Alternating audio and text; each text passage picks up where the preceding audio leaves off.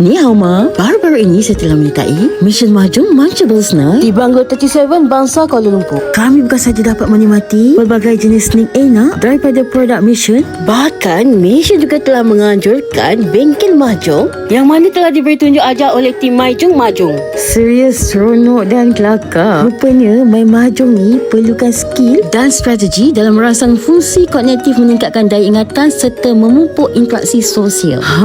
Lebih menyeronokkan sambil main mahjong sambil kita mengunyah kudapan daripada Mission. Sedap-sedap. Terus hilang stres.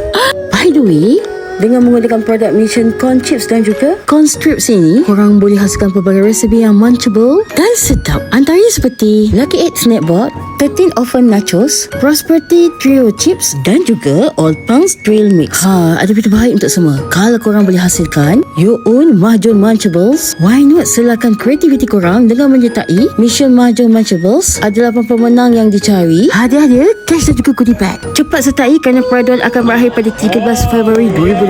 Kacing.